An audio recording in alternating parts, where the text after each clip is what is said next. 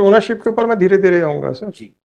आप तो बताइए आप हाथ कैसे लगा सकते हो in the light of the 89 में ये वक्त प्रॉपर्टी डिक्लेयर क्यों हो गई जो कि वो प्रोटेक्टेड प्रॉपर्टी थी तो कुछ भी सरकारी दफ्तर को कह देंगे कि वक्त प्रॉपर्टी तो हो जाएगा। मेरा सीधा सा क्वेश्चन है ब्लंट भाई साहब आप तो ताजमहल भी ले लो यार लाल किला भी ले लो कौन मना कर रहा है वो मैं यार प्यार से क्वेश्चन समझ में नहीं आते आप लोगों को सिर्फ इसमें नोटिफिकेशन होगा फलाना होगा पूरे भारत को वक्त प्रॉपर्टी डिक्लेयर कर दो देन तो क्या नोटिफिकेशन क्या आपका वैलिड हो जाएगा। दो पार्टीज ने कि ये वक्फ की प्रॉपर्टी है और उन्हें ऑर्डर कर दिया कि आप पार्टी नहीं थे नहीं पार्टी थी उन्होंने कहा कि आप इनक्रोचर हैं आप खाली करिए जबकि 1904 में प्रिलिमिनरी नोटिफिकेशन हुआ फिर फाइनल नोटिफिकेशन हुआ। अग्रवाल साहब what have you to say about these notifications? As regards this, if firstly Manoj may have the relief clause. Their relief clause is firstly they're seeking quashment of order dated 19/7/23. Natural है वही तो 19/7 दूसरा relief they have sought is to declare the property if third relief is seen. Because this whether the property has been notified to be a waqf property in terms of section 5(1). ये इनका कहना है ancient monuments में already notified है जी। इसका क्या answer है? इसका आंसर हमने जो रिप्लाई में लिया है वो ये है कि under the act this ancient monuments act property can only be safeguarded by the concerned department of central government. The ownership of the property remains with the concerned authority. ठीक है ना तो आपको तो कुछ नहीं कर सकते आप हाथ तो नहीं लगा सकते ना हाथ मत लगाना बस। ये तो कुछ भी नहीं कर सकते ये स्ट्रेंजर हैं ये कहते हैं कि हम इनका एनक्रोचमेंट है व्हाट राइट ही है। चलो अभी तो आपको मैंने पूरा सुना ही नहीं सर वो तो मैंने उस पर रोक लिया था आप कैसे हाथ लगा सकते हो ये बता दो मेरे को अग्रवाल साहब। Yes, lordships. I followed as regards ownership because अरे फॉरगेट अबाउट ओनरशिप के ऊपर मैं धीरे धीरे आऊंगा सर जी। आप तो बताइए आप हाथ कैसे लगा सकते हो in the light of the notifications issued under the ancient monuments and archaeological sites act. I reply at para 7 and 8 may be seen. What I have tried to demonstrate is Manoj, that it's under the act it can only be safeguarded by the कोई बात नहीं safeguarded मान दिया मैंने आप कैसे लगा सकते हो उसको ये बताओ यार ये एक्ट नहीं है इसका पुराना act 1904 I have not the copy I have. आपको लाइब्रेरी से मिलेगा 1904 ये 58 फिर रिवील हो गया था 58। सर आप ओनरशिप पे क्यों जा रहे हो पहले मेरे आंसर नहीं देना मत दीजिए आगे बढ़ेंगे अपन। That It is a protected monument. Nobody can touch it, right? No alteration, no restoration, nothing of sort can be done by anybody. that specific government. Right. No. Like पहले इस पे क्लियर हो गए अपन अब आप आ जाइए what are the documents to show that you are the owner? R1 is the document Manoj which I have filed. क्या है ये? This is the notification Manoj issued official gazette notification of state of MP showing the property to be a waqf property. कब ये R1? अच्छा जी बताइए कब का notification है? This is a notification dated 25/8/1989. 1989। अब आप एंशिएंट मॉन्यूमेंट्स के ऊपर आ जाएं ये नोटिफिकेशन हो के वक्त प्रॉपर्टी डिक्लेयर हो सकती थी ये आप बता दीजिए सर या मैंने तो आपका फोटोकॉपी ले ली।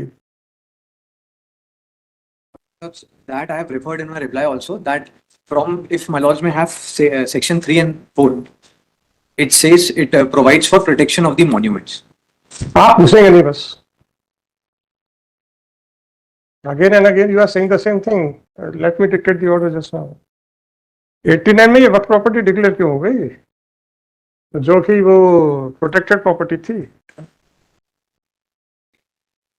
आपकी कैसे डिक्लेयर हो गई वक्त प्रॉपर्टी अब ये तो बताओगे कि नहीं बताओगे क्या आप एडमिट कर रहे हो कि डिक्लेयर नहीं हो सकती थी बताओ ना क्यों डिक्लेयर हो सकती थी। Has been done in terms of section 5(2) of the Waqf Act. कल को वो कुछ भी सरकारी दफ्तर को कह देंगे कि वक्त प्रॉपर्टी तो हो जाएगा।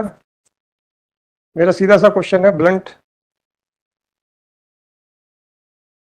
कल को अग्रवाल साहब की प्रॉपर्टी का नोटिफिकेशन निकल जाएगा तो फिर अग्रवाल साहब को निकाल के बाहर कर दें या उसके लिए कोई प्रोसीजर है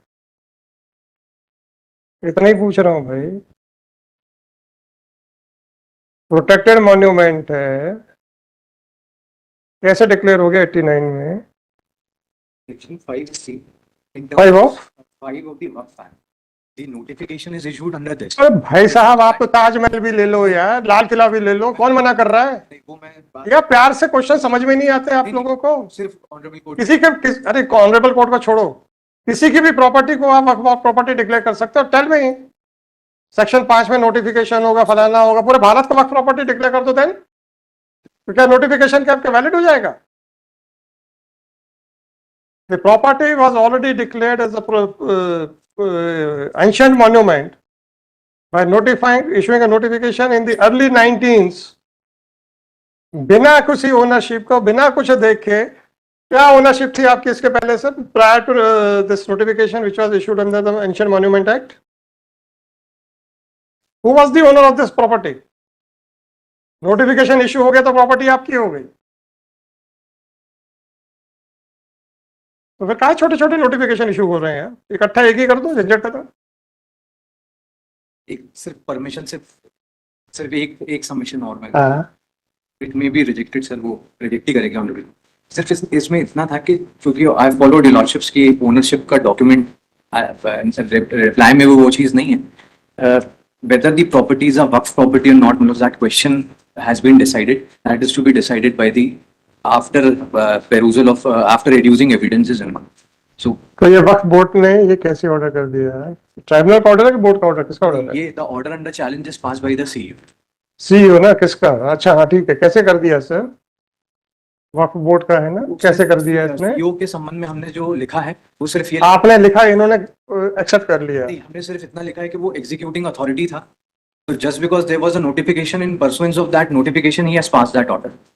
क्योंकि under section 54 if the properties are वक्फ प्रॉपर्टी, CEO in terms of the section. मैं समझ रहा हूँ sir. Whether on this question there is a judgment of Supreme Court that subsequently declaration of a waqf property, it cannot be declared as a waqf property. उसमें सिर्फ difference ये था कि वो सूट के बाद हुआ था, रिड्यूस किया। सवाल इस बात का है, you are right in saying that the powers of CEO while deciding the application in question were very limited. He could not have declared the notification as null and void. He has merely acted upon the notification. Fine. So whether my jurisdiction is also very limited? That is the question. ये सिर्फ उस संबंध में honourable court has time and again referred to this. क्या ये राशिद वाली का judgement है जिसमें व्हाइल कंसीडरिंग वेरियस क्या क्या है? Judgement, this is para 54 that if tribunal जाना चाहिए। सिर्फ उस संबंध। मैंने भी तो पूछा था कि बोर्ड का है कि ट्राइब्यूनल का है, तो किसी जजमेंट की लाइट में तो क्या होगा? अरे यार, तुम तो नेशनल प्रॉपर्टी घसीटे जाओ तो कहोगे साहब वो आर्कियोलॉजिकल डिपार्टमेंट। आर्कियोलॉजिकल डिपार्टमेंट को क्या फर्क पड़ रहा है सर? आप तो ताजमहल भी ले जाओ।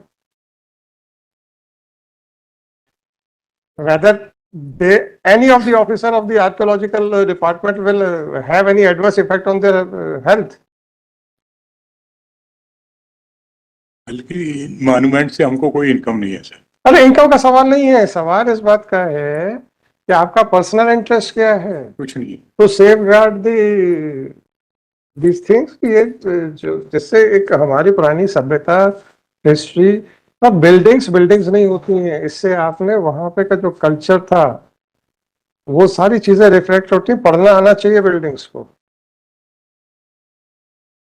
ये हमारे और आपके लिए बिल्डिंग है।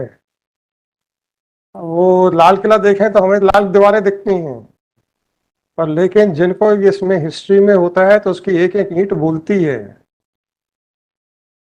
They are the first hand direct evidence to give an indication कि उस समय का कल्चर क्या था, उस समय की सोसाइटी क्या थे। हम देखते हैं यार ये दरबार हॉल है, अच्छी बात है, ये शयन कक्ष है, अच्छी बात है, बस हो गया। They are not the buildings यार, they are the living creatures telling you about the history. उस समय की इंजीनियरिंग क्या थी, कितनी एडवांस थी। आप कई जगह पे जाके देखेंगे वो जो गुंबद के बीच का एक उनका ये सीधा सा कहना है, सर वो जो छोटा सा पत्थर दिख रहा हटा दीजिए, पूरी की पूरी छत नीचे आ जाएगी। और ये इंजीनियरिंग इसलिए थी क्योंकि अगर कोई अटैक हो गया है then how to create hurdles that was one of that engineering की साहब, आप ऊपर का एक पत्थर हटा देंगे पूरी की पूरी छत बैठ जाएगी। और आज का कोई कॉन्ट्रैक्टर बना के दिखा दे सर। वेट डिस्ट्रीब्यूशन, आज तो कंप्यूटर पे भी लेके आदमी बैठे रहते, उस समय तो कंप्यूटर नाम की कोई चीज ही नहीं थी। आपने वो देखे हैं केले जहां पे ये चीजें हैं, जहां एंट्री गेट, एंट्रेंस गेट के ऊपर वो गुंबद बने हुए हैं, बड़े से हॉल बने हुए हैं, उन पे गुंबद है, और उसका जो इंजीनियरिंग है ये कि जो सेंटर का, टॉप का सेंटर का जो पत्थर है अगर आप हटा देंगे तो पूरा पूरा कोलैप्स कर जाएगा।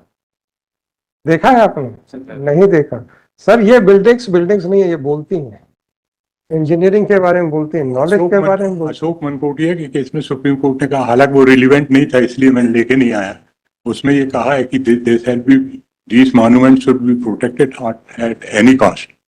अपार्ट फ्रॉम दैट सर, हम पढ़ने तो जाए, इंजीनियरिंग के ऐसे ऐसे नमूने हैं, एग्जाम्पल्स है। नमूना सर कई कई सेंस में भी होता है, बोले वो बहुत ही नमूना आदमी है, वो भी छोड़िए। ऐसे ऐसे एग्जाम्पल्स हैं sir, you can just imagine कि क्या कॉन्ट्रैक्टर्स रहा होगा वहां पे, जो वेट डिस्ट्रीब्यूशन का इतना परफेक्ट उनको नॉलेज है। बीच में कोई पिलर नहीं है, बड़ा सा हॉल है with no pillars at all in the centre.